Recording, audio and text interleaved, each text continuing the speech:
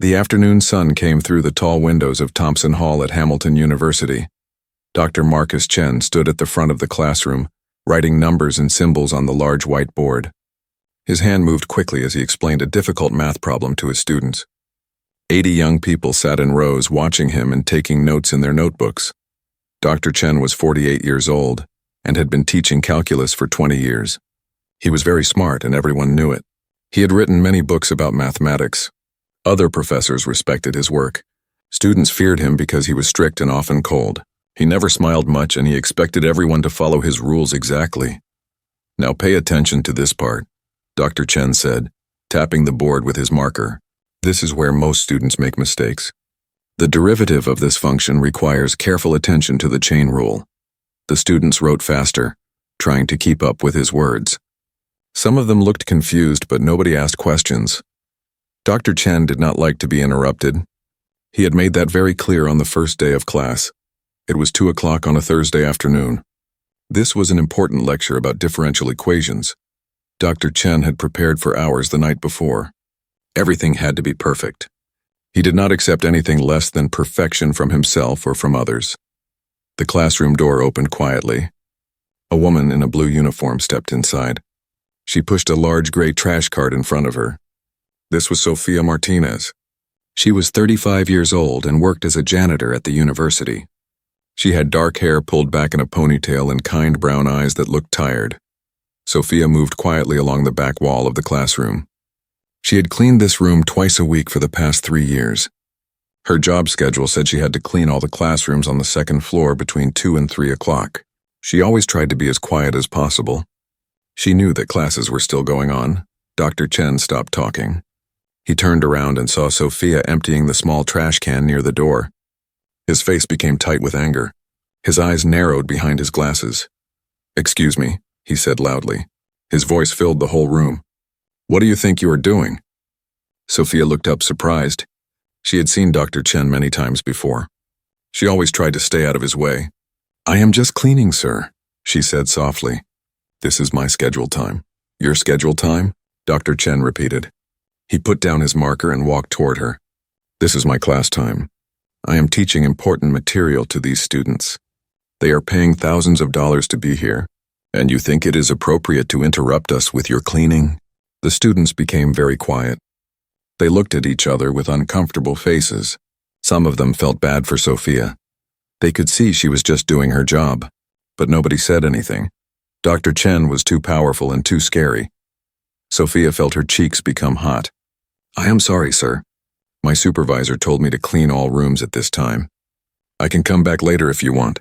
"If I want," Dr. Chen said, his voice getting louder. "I have told you before about this. Last week. And the week before that. You keep coming into my classroom and disturbing my lectures. Do you have any idea how disrespectful this is? Do you understand the value of what we are doing here?" Sophia held the trash bag in her hands. She wanted to explain that she had to follow her supervisor's orders. She wanted to say that she tried her best to be quiet. She wanted to tell him that she understood his work better than he knew, but the words did not come out. She just stood there while he yelled at her. "Academic work is serious business," Dr. Chen continued. "This is a prestigious university. We have standards here. We cannot have people walking in and out during lectures like this as some kind of public market. I have had enough of this." Kevin Brooks, a young teaching assistant, sat in the front row. He was 24 years old and helped Dr. Chen with grading papers. He watched the scene and felt very uncomfortable. He had seen Sophia many times before. She seemed like a nice person. This felt wrong to him, but he was too afraid to speak up. Dr. Chen could end his career with one bad recommendation. "I really am sorry," Sophia said again. Her voice was shaking now. "I will leave right now." "You will do more than leave," Dr. Chen said. He pulled out his phone from his pocket. "I am calling security, and then I am sending an email to your supervisor and to the dean of this department. This is unacceptable behavior. You have shown complete disregard for the academic environment. I want you removed from this building." Sophia felt tears starting to form in her eyes. "Please, sir. I need this job. I have a daughter. I cannot lose this job." "You should have thought about that before you kept interrupting my class," Dr. Chen said coldly. He pressed buttons on his phone. "Security? Yes, this is Dr. Marcus Chen in Thompson Hall, room 204. I need someone to escort a janitor out of my classroom. She is disrupting my lecture. Yes, right away. Thank you. The students sat frozen in their seats. Nobody moved. Nobody spoke.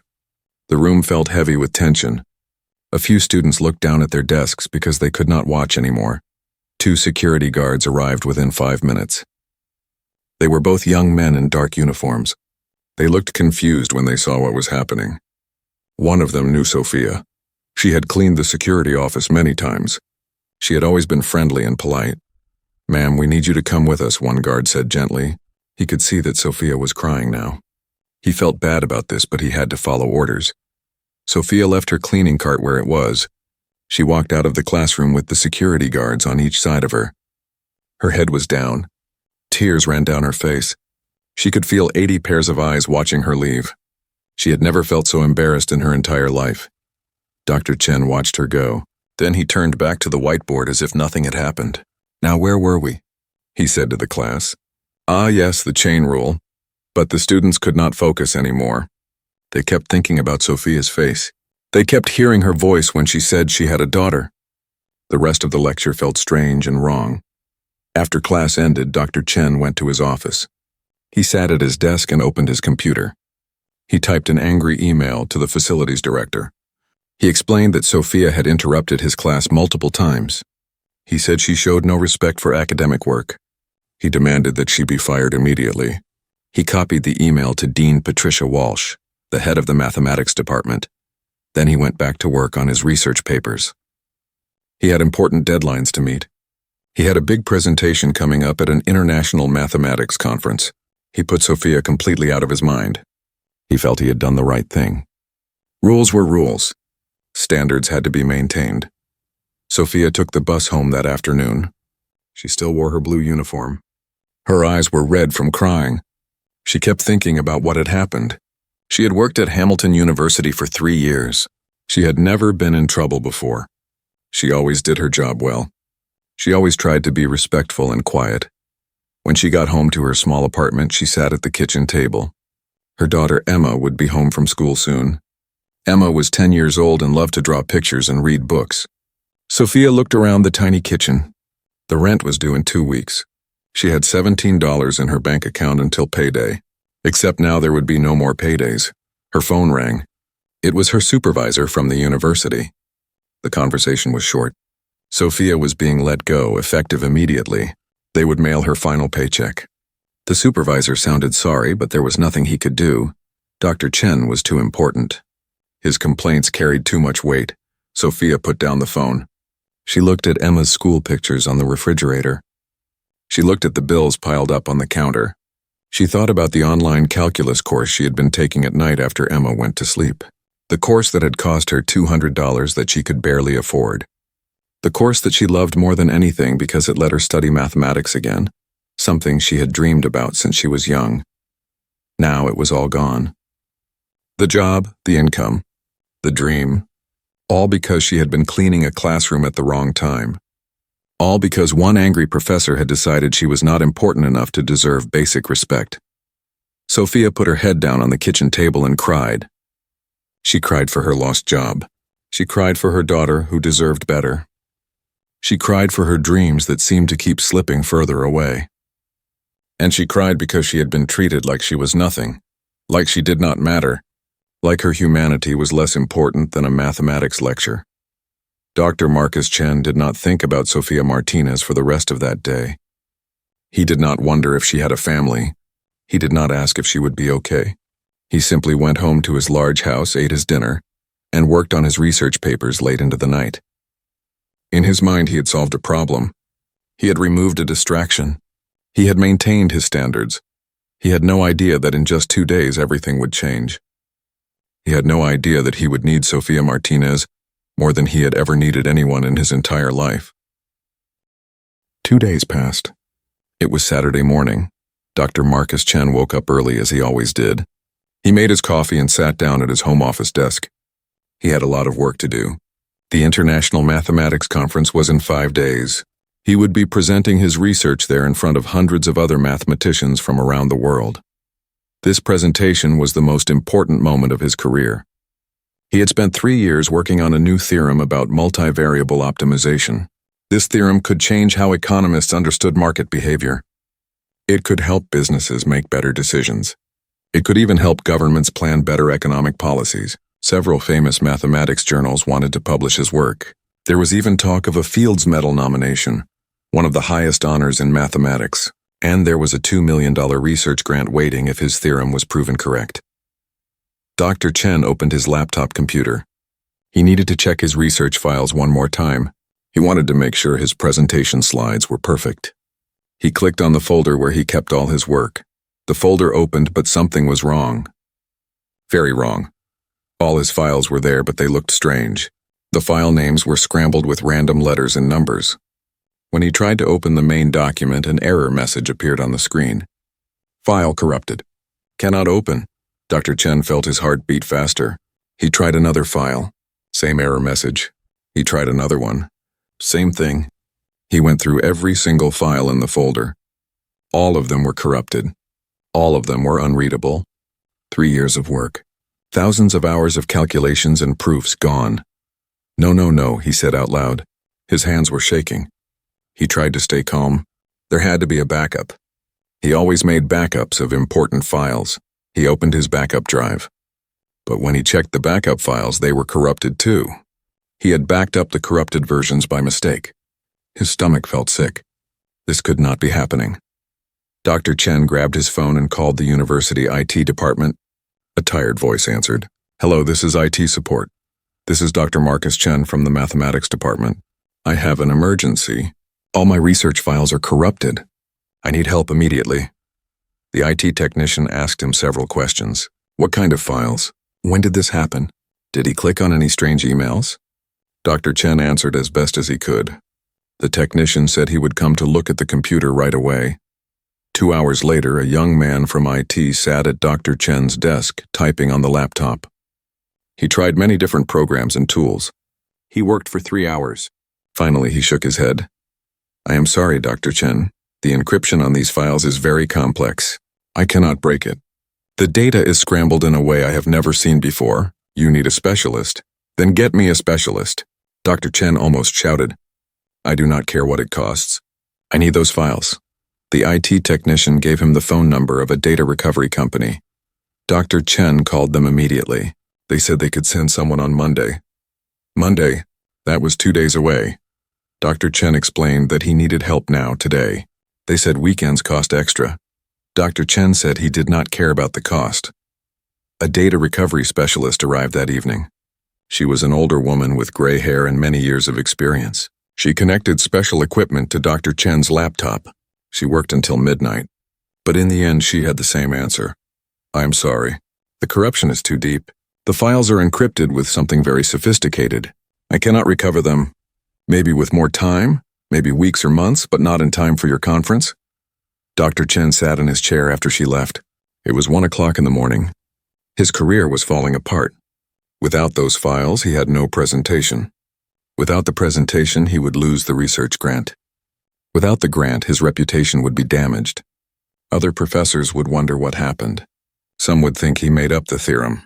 Others would think he was not as smart as everyone believed. He was desperate.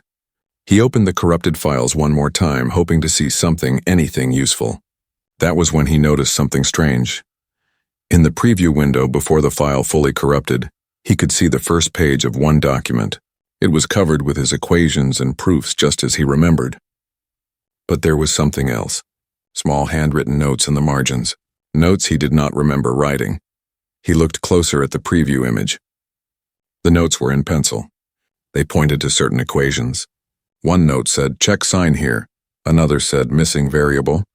A third one said, alternative approach possible. Dr. Chen felt confused. He did not write these notes. His handwriting was neat and precise. These notes were smaller, more delicate. Who had written on his papers? He checked another file preview. More handwritten notes. All of them were small corrections or suggestions about his mathematics. All of them were accurate. Whoever wrote these notes understood advanced calculus.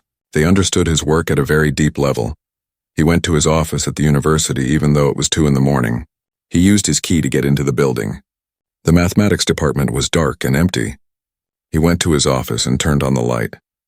He pulled out the original paper copies of his work from his filing cabinet. He had printed them out months ago before everything was digitized. He spread the papers across his desk. There they were, the same pencil notes, small and careful, written in the margins of dozens of pages. He had never noticed them before. He had been too focused on the main equations to pay attention to small marks in the margins. But now he looked at them carefully.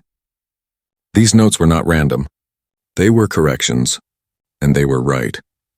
Every single one of them pointed out small errors he had made. Errors that were so subtle that even his teaching assistant Kevin had not caught them. Who wrote these? Dr. Chen felt like he was going crazy. Who had access to his papers? Who could understand mathematics at this level but was writing secret notes instead of talking to him directly? He checked the security logs on the department computer. He looked at who had entered his office over the past 6 months. During the day, many people came and went. Students, other professors, colleagues. But at night, only one person appeared regularly in the logs. Sophia Martinez. The janitor. The woman he had fired 2 days ago. Dr. Chen sat down heavily in his chair. It could not be. A janitor who understood advanced calculus? Who could spot errors in complex mathematical proofs? It seemed impossible. But then he remembered something. A few months ago, he had come to his office late one night to get a book. As he walked down the hall, he saw light under his office door.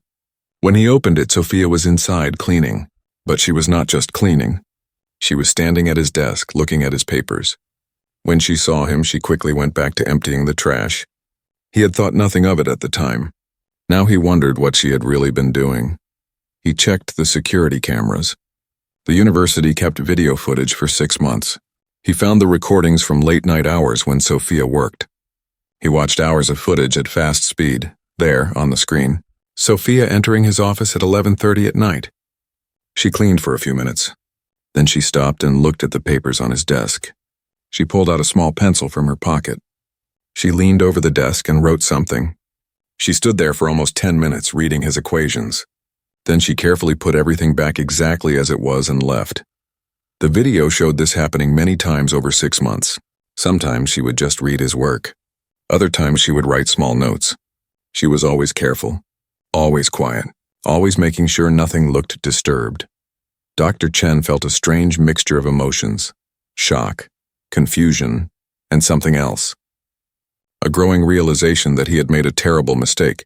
This janitor, this woman he had humiliated and fired, had been helping him for months. She had been correcting his errors. She had been improving his work. And he had never known. He had never thanked her. He had treated her like she was nothing, like she was just an annoying distraction, but now he needed her. His files were corrupted. His presentation was in 5 days. But if Sophia had been studying his work for months, if she understood it well enough to make corrections, then maybe she remembered it. Maybe she could help him recreate what was lost. Dr. Chen looked at the clock. It was 4 in the morning. He had not slept. His eyes hurt from staring at computer screens and papers. But he knew what he had to do. He had to find Sophia Martinez. He had to apologize. He had to beg for her help. He, the great Dr. Marcus Chen, who never asked anyone for help, who never admitted he was wrong, had to humble himself before a janitor he had destroyed. He went home and waited for morning. He could not sleep. He kept thinking about those pencil notes. He kept wondering about Sophia. Who was she really? How did she know so much about mathematics? Why had she been helping him in secret? At 8 o'clock, he called Kevin Brooks, his teaching assistant. Kevin answered with a sleepy voice. "Hello, Dr. Chen? Is something wrong?" There was a pause. "The woman you had fired? Why do you want to know about her?" "Just tell me what you know, please." Kevin was quiet for a moment. "I do not know much, but I saw her looking at your papers sometimes when she cleaned. I thought she was just being nosy. But one time I came back late to get something I forgot, and I saw her at your desk. She was reading your equations. Shilu." Dr. Chen put his hand on the door before Sophia could close it completely. "Please," he said. His voice sounded desperate now. "I know I was terrible to you. I know I do not deserve your help. But I am begging you. My research files are corrupted. All of them. 3 years of work is gone. My presentation is in 5 days. My whole career is at stake." Sophia stared at him through the narrow opening. And what does that have to do with me? I saw your notes, Dr. Chen said. The corrections you made on my papers. I checked the security cameras. I know you were studying my work at night.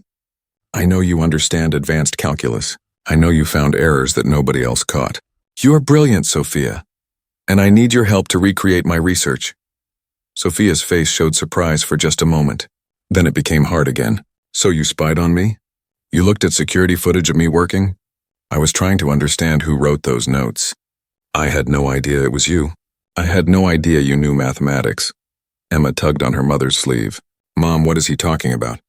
What notes? Sophia sighed. She looked tired. Very tired. Go watch TV, Emma. I will handle this. Emma looked uncertain, but she went back into the apartment. Sophia stepped into the hallway and pulled the door closed behind her. She crossed her arms and looked at Dr. Chen with angry eyes. You want to know why I was looking at your papers? She said, Fine, I will tell you. I was a mathematics student once. At community college, I was top of my class. I loved numbers and equations more than anything. I dreamed of becoming a mathematician, maybe even a professor someday like you. She paused. Her voice became quieter. Then my husband died in a car accident. I was 24 years old with a baby and mountains of debt. Medical bills, funeral costs. I had to drop out of college. I had to take any job I could find. Cleaning offices, washing dishes. Finally, I got the janitor position at Hamilton University. It paid better than my other jobs. It had health insurance for Emma. Dr. Chen listened without interrupting. He had never thought about Sophia's life before. He had never wondered why she was a janitor. He had never seen her as a complete person with dreams and struggles. Working at the university was hard, Sophia continued. I saw students every day going to classes, learning things I could only dream about. I saw professors like you, doing research, teaching, living the life I wanted. It hurt, but I told myself it was okay. I could still love mathematics from far away. She looked directly into Dr. Chen's eyes now. Then 3 years ago, I started cleaning your office. I saw your papers on the desk. Equations, proofs, beautiful complex problems. I could not help myself. I started reading them when I cleaned late at night. Nobody was around. Nobody would know. It was just for me. A small way to keep my dream alive. I started taking an online calculus course at night after Emma went to sleep, she said. It cost me $200 I could barely afford. But it was worth it. I was learning again. And when I cleaned your office, I could see advanced applications of what I was studying. Your research was fascinating. Really fascinating. Sophia's voice became stronger now. But I noticed mistakes. Small errors. A wrong sign here. A missing variable there. At first I thought I was wrong. You are the famous professor. Who am I to question your work? But I checked and rechecked. I was right. You had made mistakes. I left small notes, she continued. I thought maybe you would see them and fix the errors. I never wanted credit. I just wanted the mathematics to be correct. Because mathematics should be beautiful and true. That is what my first professor told me years ago. Dr. Chen felt shame wash over him. This woman had been helping him for months out of pure love for mathematics. She had asked for nothing in return. And he had treated her like garbage. I am sorry, he said quietly. I am so deeply sorry for what I did to you. You did not deserve that. Nobody deserves to be treated that way. I was arrogant and cruel. You tried to explain you were just following your schedule. I did not listen. I did not care. I only cared about my class and my ego. Sophia said nothing. She just watched him. I know sorry is not enough, Dr. Chen continued. I know I hurt you badly. I cost you your job. I humiliated you in front of students. I was wrong. Completely wrong. And I do not have any right to ask you for anything. But I am desperate. Will you help me? Sophia laughed that bitter laugh again. Help you? Why would I help you? You destroyed my life. Do you know what this week has been like for me? I cannot pay my rent. It is due in 9 days. I have been looking for another job, but nobody is hiring. I had to tell Emma she cannot go to her after-school art program anymore because I cannot afford it. She cried all night. And that online math course I loved so much, I had to cancel it. No more money. She stepped closer to him. You took away more than just a job, Dr. Chen. You took away my dignity. You took away my hope. You made me feel worthless, like I was nothing but a nuisance, an interruption, something to be removed. Dr. Chen felt tears forming in his eyes. He never cried. But now he could not stop them. You are right. Everything you say is right. I was terrible. I was blind. I saw you as a janitor, not as a person. Not as a brilliant woman with dreams and talents. I failed as a human being. He took a deep breath. I will get your job back. I promise. I will talk to the dean. I will admit I was wrong. I will do whatever it takes, and I will pay you, not just for your help now, but for all the help you gave me over the past months. All those corrections you made. They saved my research from being wrong. You deserve to be paid for that, Sophia shook her head. You think money fixes everything. You think getting my job back makes up for the humiliation? For standing in front of 80 students while you called me disrespectful? While you had security guards escort me out like I was a criminal? No, Dr. Chen said. I know it does not fix everything. But please, tell me what I can do. Tell me how to make this right. Sophia was quiet for a long time. She looked back at her apartment door. She thought about Emma inside, watching television in their small living room. She thought about the bills on the kitchen counter. She thought about the math course she had loved so much. Your theorem, Sophia said finally, the one about multivariable optimization. It is brilliant, really brilliant. But it has a problem, a fundamental flaw that will destroy your presentation if you do not fix it. Dr. Chen felt his heart sink. A flaw where? The third equation in your proof, the one dealing with constraint optimization. You made an assumption that seems small, but it breaks down in certain edge cases. When the variables reach extreme values, the optimization fails. It produces impossible results. Negative probabilities. Values greater than 100%. The math falls apart, she crossed her arms. I noticed it 3 months ago. I almost left a note about it. But then I thought, why should I? You did not know I was helping you. You never thanked me. You never even noticed the corrections I made. So I stayed quiet. I figured you would discover it yourself eventually. Or maybe someone at the conference would point it out. Either way, it was not my problem. Dr. Chen felt cold. Are you sure? Are you absolutely certain? I am sure, Sophia said. I spent 2 weeks checking it from every angle. The flaw is there, and it is not a small mistake. It is fundamental. If you present your theorem as it is now, the experts in that room will tear it apart. Your reputation will be destroyed. That $2 million grant? Gone. The journal publications? Cancelled. The Fields Medal nomination? Forget it. She looked at him with steady eyes. So yes, Dr. Chen, you need my help. You need it desperately, because without me, you will walk into that conference and humiliate yourself in front of the entire mathematics world. Everything you have worked for will be gone. Dr. Chen leaned against the wall. He felt dizzy. His whole world was crashing down. Not only were his files corrupted, but his theorem itself was flawed. And the only person who knew how to fix it was standing in front of him, the woman he had wronged terribly. Will you help me? He asked quietly. Please. I will do anything. Sophia studied his face for a long moment. She saw the desperation there. The fear, the regret. Part of her wanted to say no. Part of her wanted him to suffer the way she had suffered, to feel the humiliation of failure in front of everyone, to lose everything he cared about. But another part of her, the part that still loved mathematics with all her heart, could not let the theorem die. It was too beautiful, too important. The flaw could be fixed.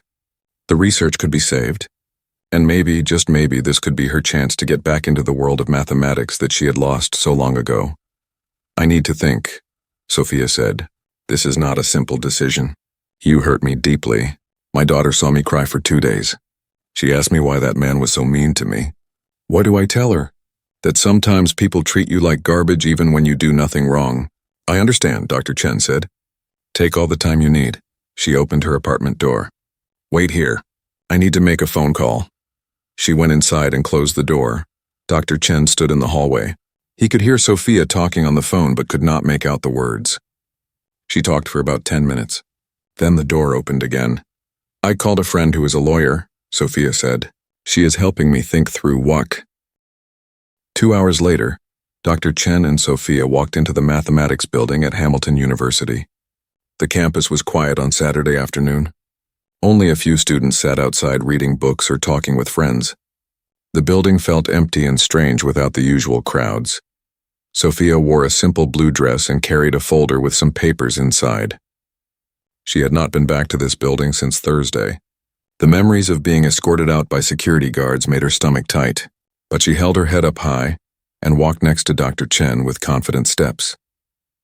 They took the elevator to the third floor where Dean Walsh had her office.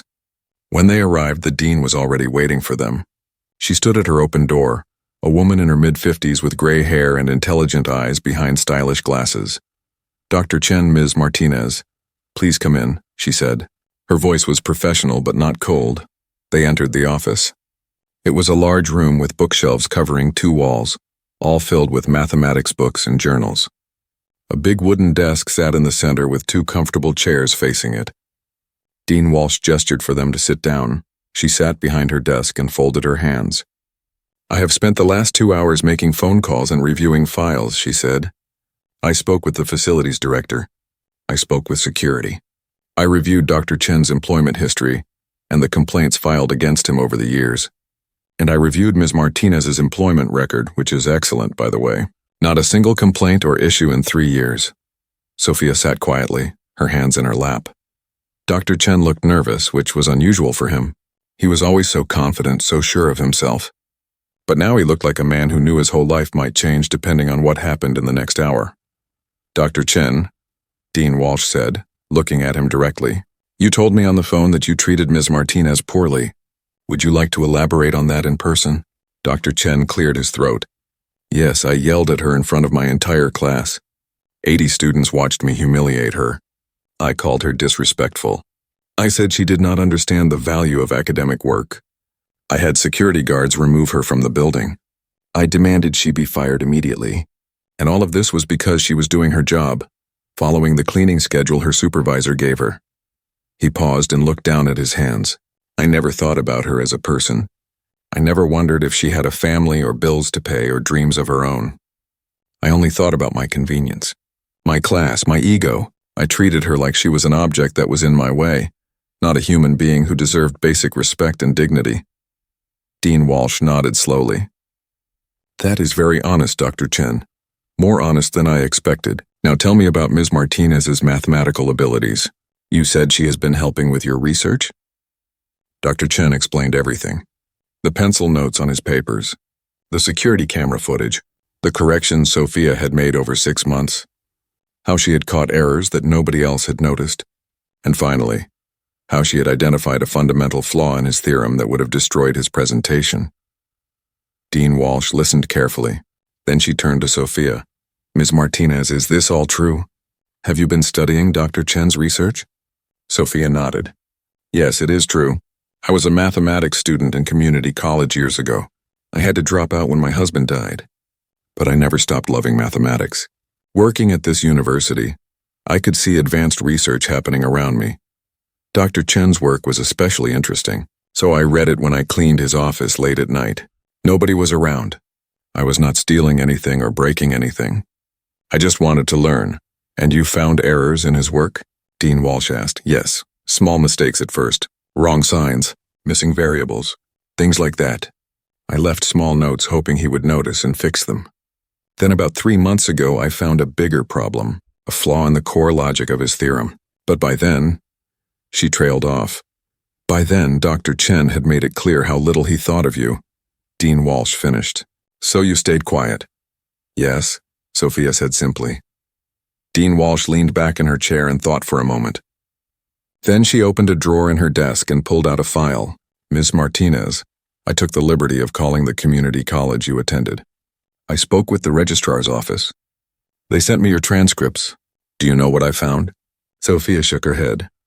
"You had a 4.0 grade point average," Dean Walsh said. "Perfect scores in every mathematics class you took. Your professors wrote glowing recommendations. One of them, Professor James Kim, said you were the most talented mathematics student he had seen in 30 years of teaching. He said you had the potential to become a significant researcher if you could continue your education." Sophia felt tears forming in her eyes. She had not thought about Professor Kim in years. He had been so kind to her, so encouraging. When she had to drop out, he had told her to never give up on mathematics, to find a way back somehow. "Professor Kim retired 5 years ago," Dean Walsh continued. "But he still lives in the area. I called him this morning and told him about your situation. He remembers you very well. He was sad to hear you had to stop your studies, but he was excited to hear you might have a chance to continue now. Dean Walsh closed the file and looked directly at Sophia. Ms. Martinez, this university made a mistake. We employed you as a janitor for 3 years and never realized we had a mathematical genius cleaning our floors. That is on us. That is our failure. We should have better systems to identify and nurture talent no matter where it comes from. She turned to Dr. Chen. And you, Dr. Chen, represent a problem we have had for too long. Brilliant researchers who forget that every person in this building, from the president to the janitors, deserves respect. Intelligence does not give anyone the right to be cruel. Success does not excuse arrogance. Dr. Chen nodded slowly. You are right. Completely right. Here is what is going to happen, Dean Walsh said, her voice firm now. First, Ms. Martinez, you will not be returning to your janitor position. Instead, we are going to offer you something else. Sophia's heart started beating faster. Hamilton University has a program for non-traditional students, Dean Walsh explained. Students who had to interrupt their education and want to return. The program provides full scholarships including tuition, books, and a living stipend. It is designed for people exactly like you, people with talent and potential who just need a chance. Sophia could not believe what she was hearing. A full scholarship? Yes. You would enroll as a full-time student in our mathematics program. You would be able to complete your undergraduate degree, and if you perform as well as your transcripts suggest you will, we would welcome you into our graduate program afterward. Your dream of becoming a mathematician does not have to be dead, Ms. Martinez. It can start again. Right here. Sophia put her hand over her mouth. She felt tears running down her cheeks. This was too much. Too good to be true. I have a daughter, she said. I need to work. I need to pay rent and buy food. A scholarship is wonderful, but I still need income. Which brings me to the next part, Dean Walsh said. She looked at Dr. Chen. Dr. Chen needs your help with his research, not as a secret helper leaving notes in the dark. As a proper research assistant, we will create a position for you. Research assistant in the mathematics department.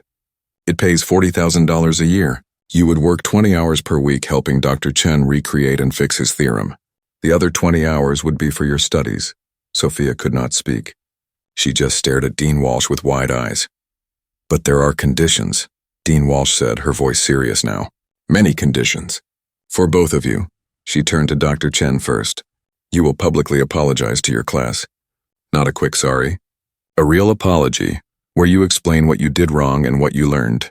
You will take mandatory training on respectful workplace behavior. You will meet with me once a month for the next year to discuss your progress in treating people better, and any future complaints about your behavior will result in serious consequences, up to and including termination.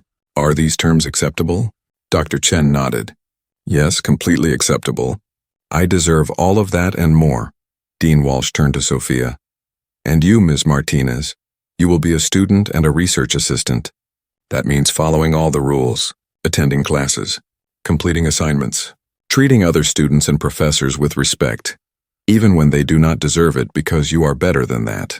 And most importantly, you will work with Dr. Chen professionally, not as his victim, not as someone who has power over him because he wronged you, but as a colleague. Can you do that? Sophia thought carefully. Could she work with Dr. Chen after what he did to her? Could she let go of the anger and hurt? It would not be easy. Every time she looked at him, she would remember standing in that classroom while he yelled at her, while students watched, while security guards escorted her out. I can do that, Sophia said finally, but I have my own conditions. Tell me, Dean Walsh said. Sophia opened the folder she had brought with her. Inside were several handwritten pages. Her lawyer friend had helped her write them down. First, I want joint credit on any publication that uses my corrections or insights, Sophia said. If my work contributes to Dr. Chen's research, my name should be on the paper. As a Dr. Chen arrived at Sophia's apartment exactly 2 hours later.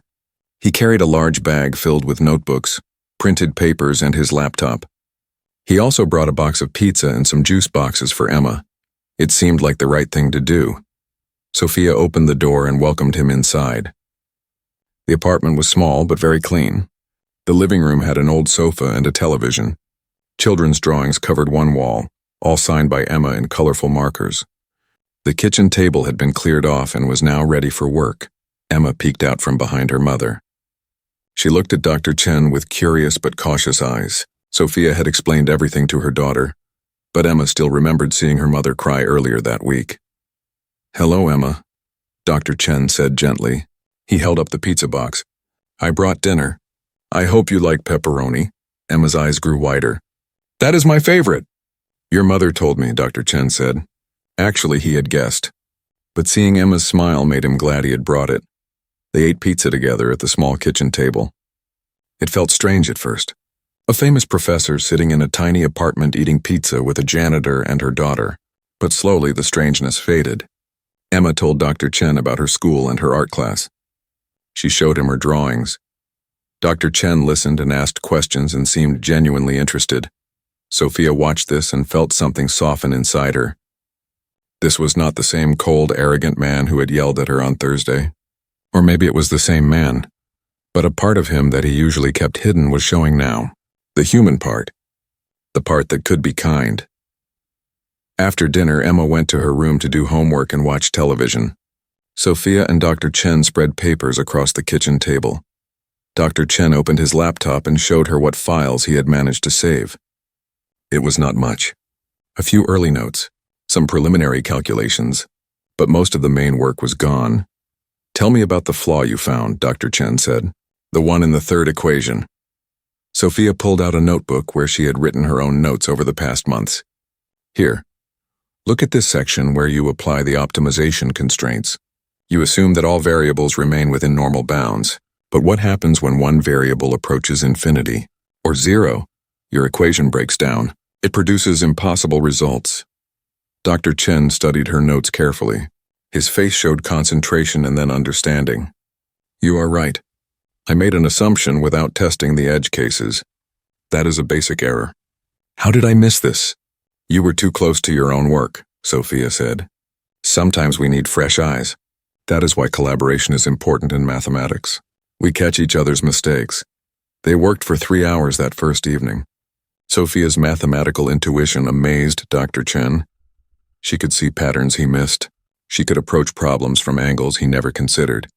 She did not have his years of formal training, but she had something else, a natural talent, a different way of thinking. "We need to rebuild the theorem from the ground up," Sophia said around 9 o'clock. "We cannot just patch the flaw. We need to restructure the whole logical framework to avoid these edge case problems." "That will take days," Dr. Chen said. "We only have 4 days until the conference." "Then we better work fast," Sophia said with a small smile. Dr. Chen came back the next morning at 8 o'clock. Kevin Brooks, the teaching assistant, came with him. Kevin had volunteered to help with calculations and checking their work. He was happy to see Sophia again and apologized for not speaking up when Dr. Chen yelled at her. "It is okay," Sophia told him. "You were in a difficult position." "I understand. They worked all day Sunday." Sophia sent Emma to stay with a friend so they could focus completely. The 3 of them filled page after page with equations and proofs. They ordered Chinese food for lunch and more pizza for dinner. They drank coffee until their hands shook. By midnight Sunday, they had rebuilt the core structure of the theorem. The flaw was fixed. But now they needed to test it thoroughly. They needed to make sure no other problems were hiding in the mathematics. Monday morning, Dr. Chen did something he had never done before. He canceled his classes. He sent an email to his students explaining that he had a research emergency. But he also included something else, a public apology. "Last Thursday, I treated someone with cruel disrespect," he wrote. "I yelled at a staff member for doing her job. I had her fired. I humiliated her in front of you. This was wrong. Completely wrong. Intelligence and education do not give anyone the right to treat others badly. I am working now to make things right. But I wanted you all to know that what you witnessed was unacceptable behavior. I am ashamed of how I acted. I hope to show you through my future actions that people can learn and change." Several students wrote back. Most of them thanked him for the apology. A few shared their own stories of being treated poorly by professors or bosses. One student wrote, "Thank you for being honest. It takes courage to admit mistakes publicly." Monday and Tuesday blurred together. Sophia barely slept. She would work at the kitchen table until 3 in the morning, then sleep for a few hours, then start again. Dr. Chen was the same. Kevin helped as much as he could between his other responsibilities. Emma saw her mother working harder than she had ever seen before. "Are you okay, Mama?" she asked Tuesday evening. "I am better than okay," Sophia said, hugging her daughter. "I am doing what I love. This is hard work, but it is good work. Do you understand?" Emma nodded. "Like when I draw pictures and it is hard, but I love it?" "Exactly like that," Sophia said. On Wednesday morning, Dean Walsh came to Sophia's apartment to check on their progress. She looked at the papers covering every surface. She looked at the tired faces of Sophia and Dr. Chen. She looked at the equations on the whiteboard that Sophia had bought to help with the work. "How is it going?" Dean Walsh asked. "We are almost there," Sophia said. "The theorem is solid now. We have tested it from every angle we can think of.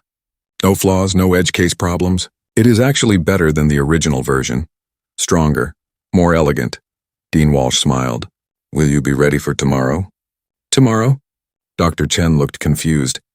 Then he remembered. The conference started tomorrow. They had to travel to Chicago. The presentation was Thursday afternoon. They needed to be on a plane in the morning. "We will be ready," Sophia said with confidence she did not quite feel. Dean Walsh handed Sophia an envelope. "Your contract. Signed and official. You are now formally enrolled as a student and employed as a research assistant. Welcome to Hamilton University, Ms. Martinez. Officially." After Dean Walsh left, Sophia opened the envelope with shaking hands.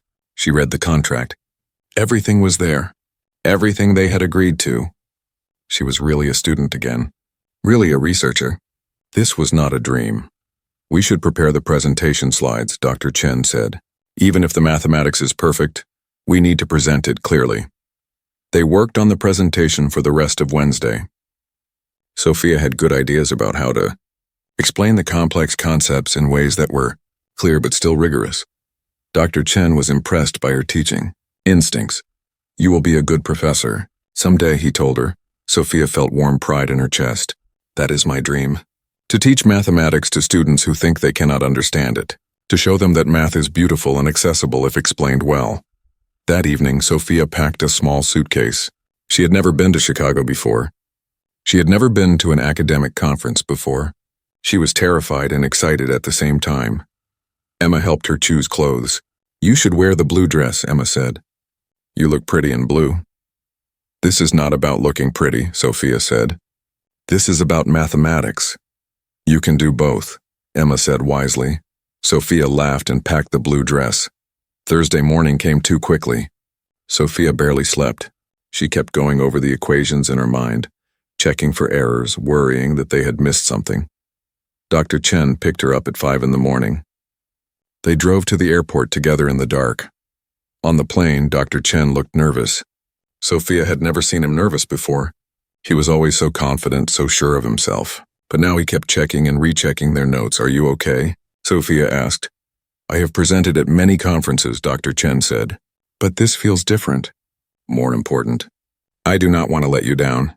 You worked so hard on this. If something goes wrong, if the presentation fails, then we learn from it and try again," Sophia said calmly. "That is how mathematics works. We try, we fail, we learn, we improve. No single presentation defines us. Our work is good, Dr. Chen, really good.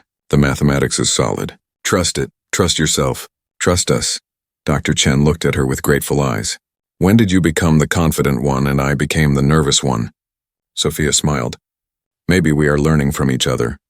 Dr. Chen had to do something first, though. He found a quiet corner and made a video call to his calculus class back at Hamilton. All 80 students joined the video call. Kevin helped set it up. "Hello, everyone," Dr. Chen said to the camera. "I know I sent you an email, but I wanted to apologize in person as well. Last Thursday, I treated Sophia Martinez with terrible disrespect. Many of you witnessed it. What I did was wrong. It violated basic